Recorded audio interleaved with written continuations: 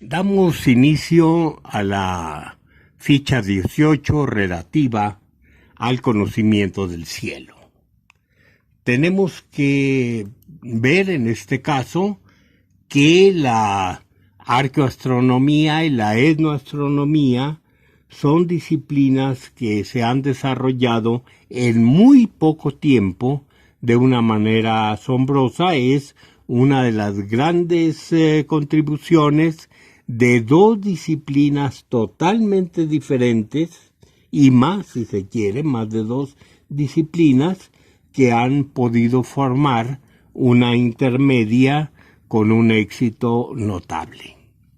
Tendríamos en la lámina número 3 cómo toda esta acción científica se desarrolla a partir de los estudios de formaciones de grandes rocas, de formaciones monolíticas, arquitectónicas, que simplemente se veían como sitios de culto, pero que se empezó a hacer una observación más dedicada en Inglaterra, en Stonehenge, y que se vio que estaban vinculadas a estas piedras a fenómenos de carácter astronómico. Entre otras eran juegos de luces del sol que en los cuales las construcciones servían como marcadores. Esto dio lugar a estudios muy importantes, como les digo, entre ellos los de Gerald Hawkins, que fue el autor de un libro de Stonehenge decodificado.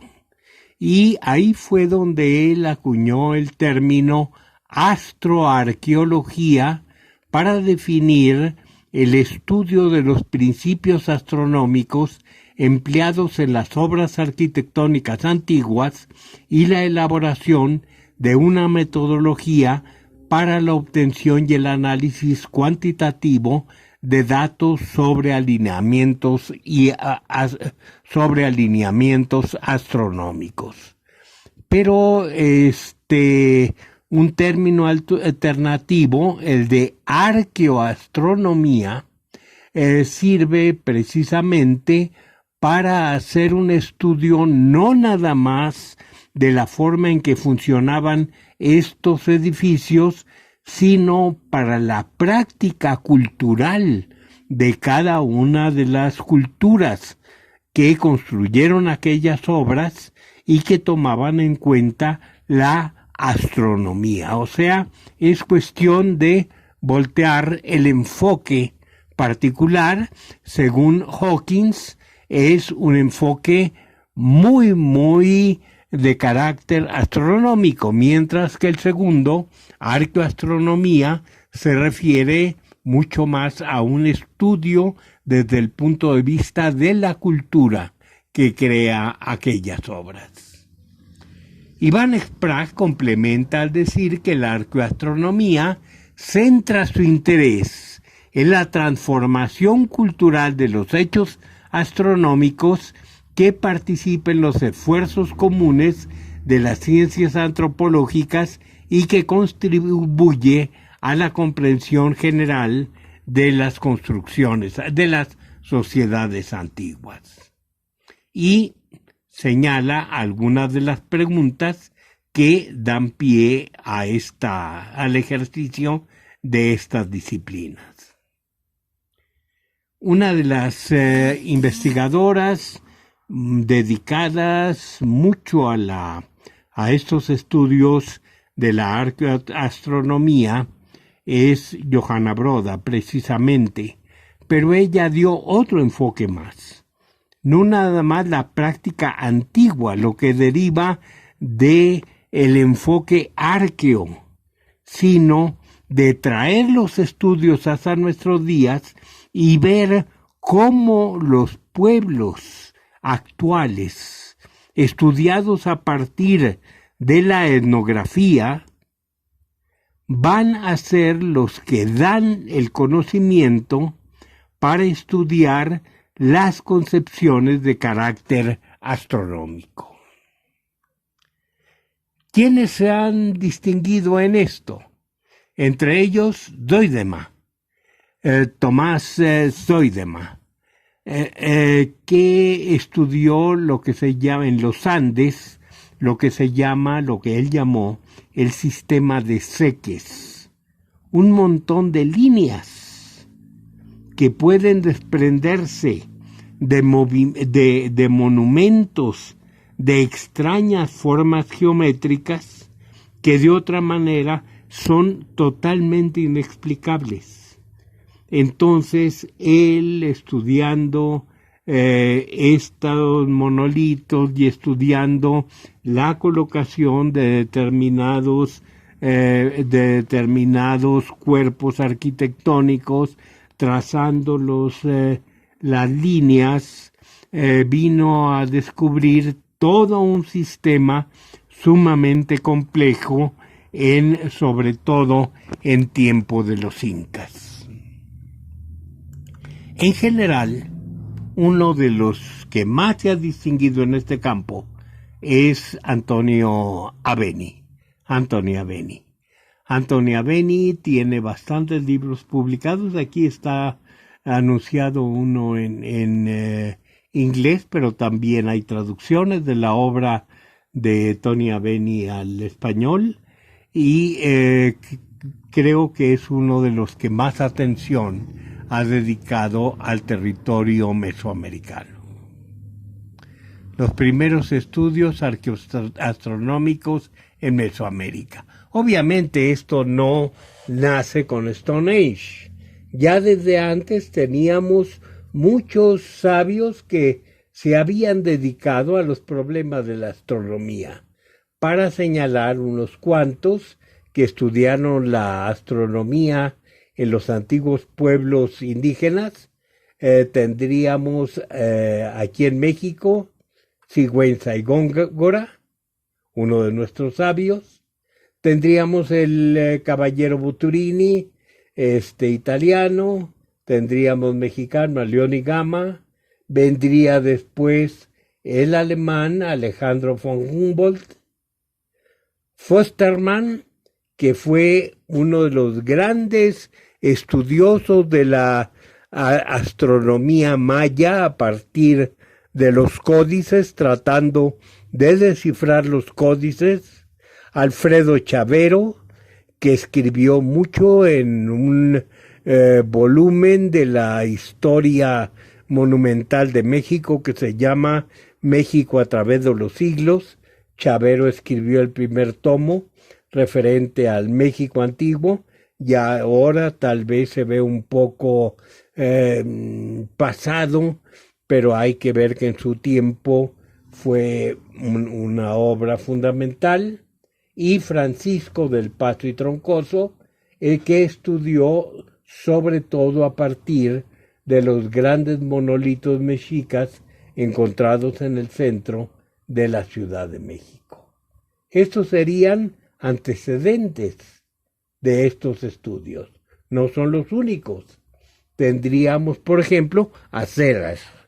Seller interpretó el Códice Borgia y posiblemente llevado en un extremo a la concepción de la visibilidad e invisibilidad del planeta Venus, interpretó muchas de las láminas. Queda a los especialistas juzgar qué tanto se aproximó en estas interpretaciones. Ya ahora también se ven superadas. Pero nada más para recordarles a ustedes el problema, tendremos que Venus se manifiesta en dos periodos de visibilidad y no se manifiesta en otros dos intermedios de invisibilidad. O sea que un ciclo total de Venus lo vamos a tener con invisibilidad de Venus.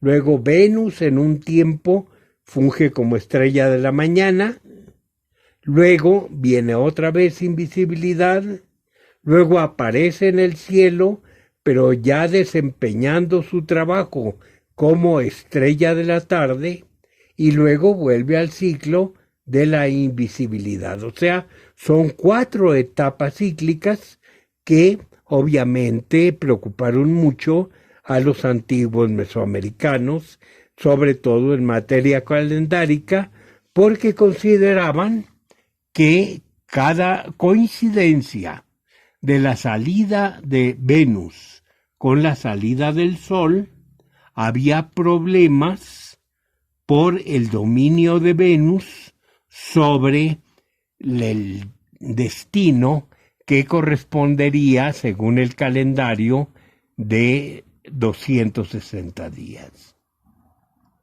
Luego tenemos a esta dama, Celia Nuttall. Celia Nuttall también estudió bastante la arqueoastronomía de los mixtecos. Y entre ellos veremos después cómo se obsesionó por la aparición de los símbolos astronómicos en los códices pictográficos. Incluso un códice muy importante de los mixtecos lleva el nombre en honor a sus estudios. Después de eso siguió Thompson, entre los mayas, obviamente, Eric Thompson. Y él sigue con los estudios calendáricos de los eclipses, por ejemplo, la tabla de eclipses y algunos otros símbolos en el que participan las constelaciones. Fuentes documentales y codicológicas. Tenemos a Sagún. Tal vez un libro no muy bueno. Sagún no supo preguntar sobre la materia a los indígenas. Los indígenas tampoco respondieron bien. Y ya he insistido muchas veces en que es un libro que francamente creo que no está a la altura de otros de los otros 11 libros de Sagún que componen el Códice Florentino, pero que en fin contiene algunos textos mitológicos de primer orden.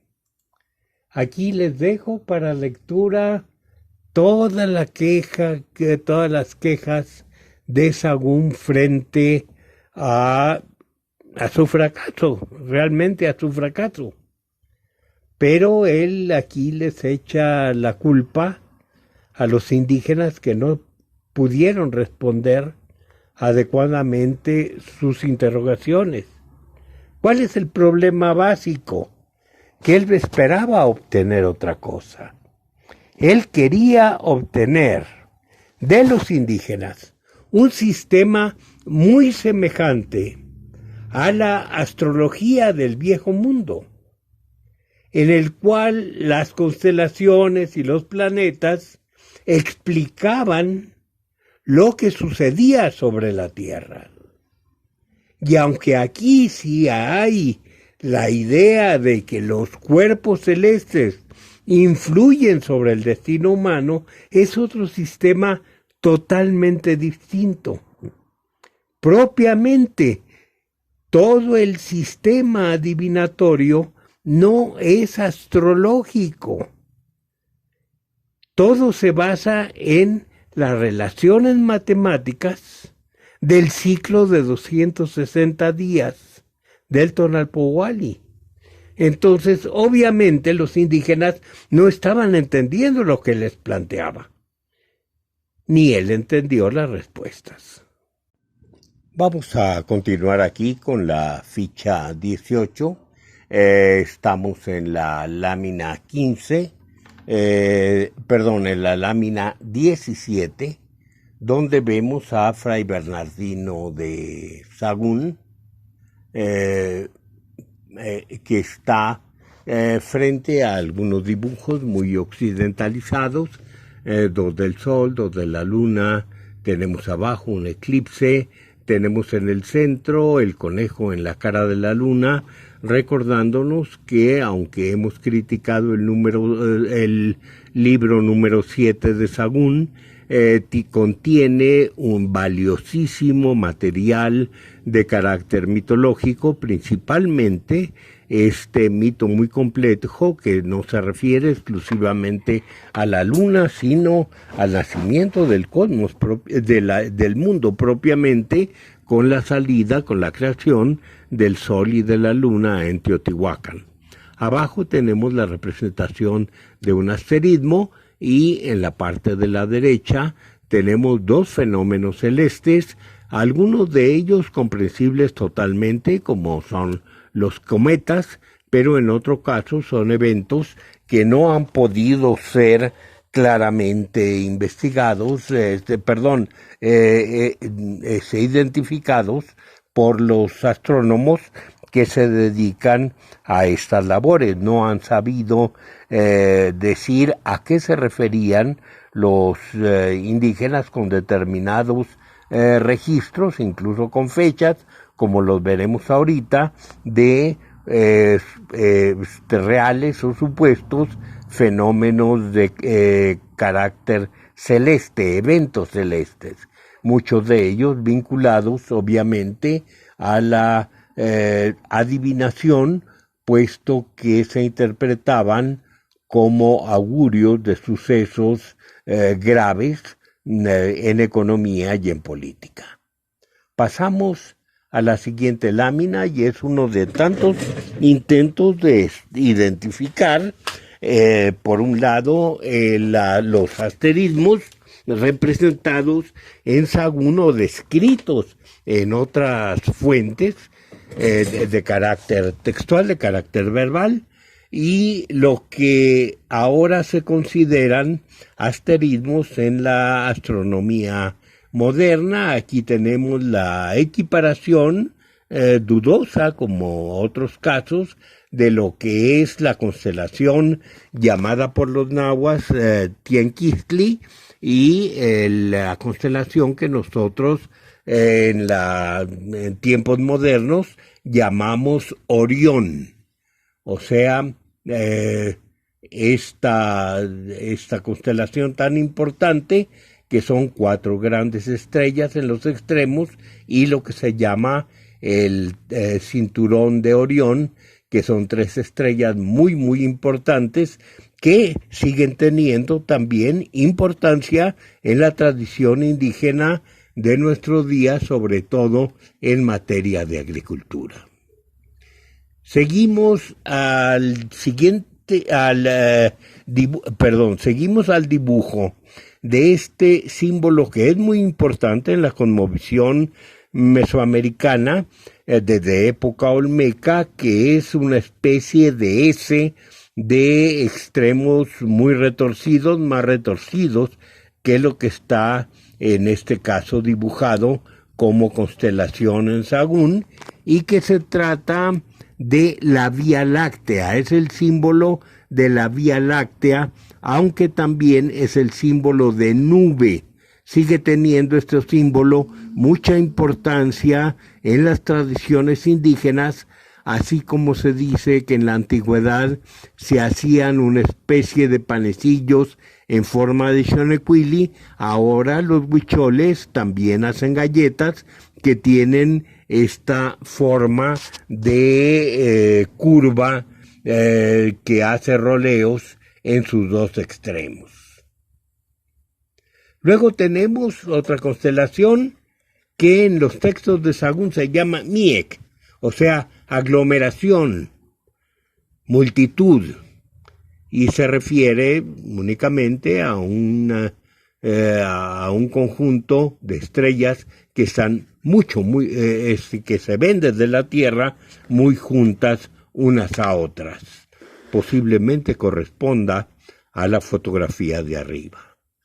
Luego tenemos la única coincidencia importante, que es precisamente la constelación que nosotros conocemos en la actualidad como Escorpio, o sea, el alacrán, y que está representada entre los antiguos nahuas con el nombre y con el dibujo que corresponden también a un alacrán, Colotl. El nombre de colot que tiene el animal se refiere precisamente a curva, que es la forma de su cola, aquí representada un poco corta, pero de todos modos notable en el sentido de que coincide plenamente en nombre y en forma con la constelación de Escorpio. Lo que les decía antes, hay varios eventos celestes que no están totalmente identificados, pero que aquí se registran ya en un códice de tiempos coloniales. Ya las fechas a las que se refiere son muy próximas a la conquista. Es precisamente el códice colonial Telleriano Remensis. Dos representaciones en la parte superior que hacen los informantes de Sagún de los eclipses. En la parte de arriba, el eclipse de Sol, donde vemos a la Luna ejerciendo una influencia nociva en el Sol. Inmediatamente, abajo de ese dibujo, otro que es el inverso, es el Sol, que está representado en forma también muy europea, que está haciendo mala influencia sobre la Luna. Esto daba lugar, en el caso de los eclipses de Sol, a lo que habíamos comentado otra vez, de sacrificio de albinos, esperando que el color blanco de la piel de esos hombres fuera a fortalecer al sol en los momentos de su debilidad. Continuamos con el tema de los eclipses. Entre los investigadores que habíamos visto en fotografía anteriormente estaba precisamente Fustermann, un investigador alemán que empezó a tratar de entender los códices. Aquí lo tenemos junto al códice de Dresde, en épocas muy anteriores a la posibilidad de hacer un buen descifre de los documentos mayas. Me refiero al descifre de textos. En ese tiempo era posible estar viendo cuentas matemáticas, y ese señor, con muchísima dedicación, empezó a ver que estas cuentas matemáticas se referían precisamente a fenómenos celestes, eran cuentas referidas a los astros y en particular a los eclipses, cuando eran los eclipses posibles de acuerdo con los astrónomos mayas. E hizo estas tablas que fueron un enorme avance en el estudio de esta cultura. Vamos a ver cuáles son estudios generales relacionados con el tema de la arqueoastronomía en Mesoamérica. Uno de los libros muy importantes, sobre todo por su carácter compendiado, su escritura de muy fácil lectura, es el libro El culto a los astros entre los mexicas. Es uno de los libros que seleccionó Gonzalo Aguirre Beltrán para formar parte de una colección editorial a la que ya antes me he referido. Lo vuelvo a decir porque es uno de los grandes momentos de la difusión gubernamental de la cultura en México. En ese tiempo, Aguirre Beltrán realizó un esfuerzo enorme por hacer un libro por semana, un pequeño libro de semana, distribuirlo en los puestos de periódico fue una distribución extraordinaria. Nunca he visto yo otra distribución tan importante de este tipo en libros que se venden en las esquinas, y el precio era verdaderamente asequible, puesto que se podía comprar cada uno de esos libros en 10 pesos. La puntualidad de aparición era excelente. La selección que hacía Aguirre Beltrán era excelente.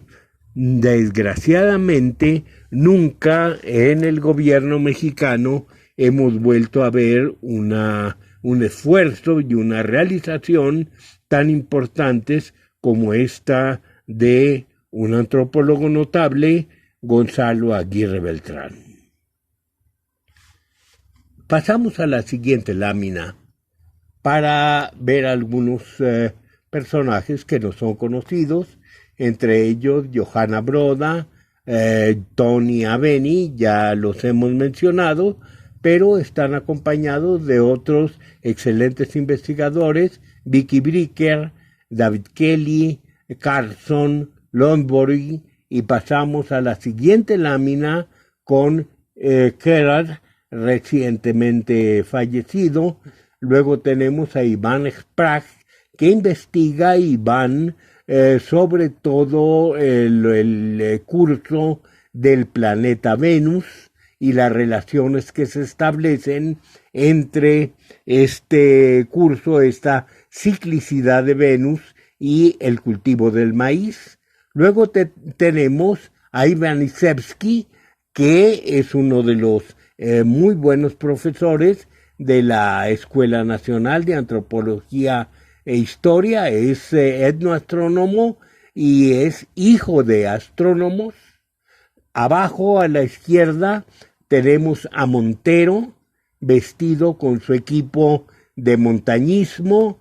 Él realiza investigaciones de campo muy importantes, hace excursiones con bastantes investigadores entre los acompañantes que van a hacer estudios arqueológicos principalmente en las cumbres de las montañas o en las laderas de las montañas. Luego tenemos a Galindo Trejo y en el otro extremo a Flores Gutiérrez, dos astrónomos universitarios, los dos de la UNAM, que han hecho una labor muy importante, tanto en su investigación personal como en ediciones de trabajos de arqueoastronomía, y en medio tenemos a Justeson, otro de los notables. De las obras es mucho lo que se ha publicado. Arqueología Mexicana, por ejemplo, dedicó todo un número a este tema, y abajo en el centro está precisamente uno de los libros de los que les he hablado, obras generales con muchísima información importante de los estudios de Anthony Aveni, en este caso publicada en español por el Fondo de Cultura Económica. Vamos a la posición de Mesoamérica. Aquí tenemos Mesoamérica con relación al movimiento del planeta alrededor del Sol. Esto nos lleva a tomar en consideración, como se muestra en la siguiente lámina, la 32, que es un mapa de la República, la posición de la línea del Trópico de Cáncer. Esta línea es importantísima porque señala, en un sentido un poco burdo, pero lo señala, la división en dos partes de la República, por lo que toca a la distribución de las aguas y a las estaciones. Hacia arriba el norte, de características mucho más secas, que está por su posición con relación al Sol, muy claramente dividido el año en 4 estaciones: primavera, verano, otoño, invierno. Mientras que del trópico de Cáncer hacia el sur tendríamos una división muy marcada por mucho más que la de las 4 estaciones del norte, una división mucho más marcada del año en época de lluvias y época de secas. La cantidad de lluvia, la distribución de la lluvia hace notable que la línea del trópico de Cáncer, aunque no sea totalmente coincidente con los avances de Mesoamérica hacia el norte, de todos modos marque una idea de que la posibilidad de esta expansión civilizatoria hacia el norte esté condicionada totalmente por las lluvias de temporal que son características de la parte sur. Vamos a la siguiente lámina, que se refiere ya a esta posición de la zona tórrida del trópico de Cáncer hacia el sur, que corresponde a Mesoamérica. Y tendríamos que, lo que tenemos que tener en cuenta, lo que registran los arqueoastrónomos, es precisamente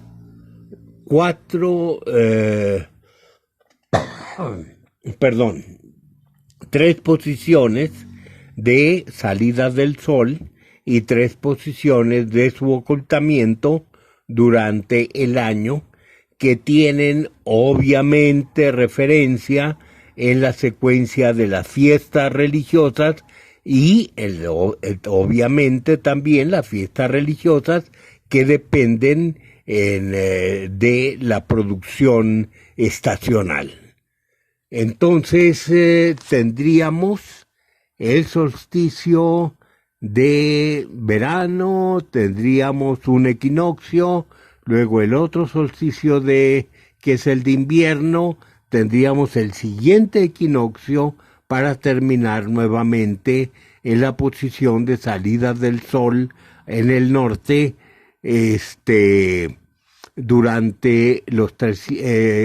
durante un periodo de 365 días, o sea, de un año. Aquí está lo mismo señalado en la página 34. Tendríamos una pirámide que significa el punto de observación particular, y tendríamos hacia el norte la posición extrema a la que llega el Sol, o sea, la salida más septentrional, que corresponde al solsticio de verano. Luego tendríamos su retorno hasta llegar al centro, cuando la noche tiene la misma duración que el día, el primero de los equinoccios. Luego tendríamos el otro extremo, el extremo sur, el extremo meridional, que nos está marcando precisamente el punto del Sol al que llega en el día más corto del año y la noche más larga, que es el solsticio de invierno. Y luego el retorno, que vuelve a ser con una estancia en el centro, el día igual a la noche, equinoccio, eso es lo que significa, y de este equinoccio luego hacia el norte para llegar al punto de partida. En la parte de abajo tendríamos lo mismo, pero en las posiciones de ocultamiento del Sol en los mismos días. Aquí tenemos otra de las ilustraciones que marca los 3 puntos en el horizonte oriental, pero tomando como punto de observación el cono truncado de Cuicuilco. Hacia el norte, el 21 de junio, tendríamos solsticio de verano. Luego tendríamos en septiembre, el 21 de septiembre, el primer equinoccio. Seguiríamos hasta el 21 de diciembre el solsticio de invierno, que es cuando el sol llega más al sur. Aquí lo tenemos en las faldas del Popocatépetl. Y luego retorna el sol al equinoccio en el cerro del Papayo, y después de eso el último viaje del equinoccio hacia el norte en el solsticio de verano. Todo esto considerando claramente que es en relación a la cúspide del cono truncado de Cuicuilco. Algunas razones para observar el cielo. Obviamente el hombre observa el cielo por graves preocupaciones. No podemos explicar de otra manera la dedicación que ha tenido el hombre a los fenómenos celestes, a los procesos del curso de los astros, a los eventos que lo llenan de pavor porque no se esperaba esas transformaciones como cometas, como eclipses, para citar algunos. O sea, todo eso el hombre lo recibe con una gran preocupación porque considera que va a afectar en su vida. En algunos casos, esto parte de observaciones de la naturaleza y de descubrimientos de estos vínculos. En otros casos no. Son simplemente deducciones lógicas que hace el hombre a partir de premisas que no corresponden a la realidad. Pero todo esto es importante para una cultura. Y en este punto de la lámina 36 vamos a dejar por unos instantes la exposición y volvemos en un momento.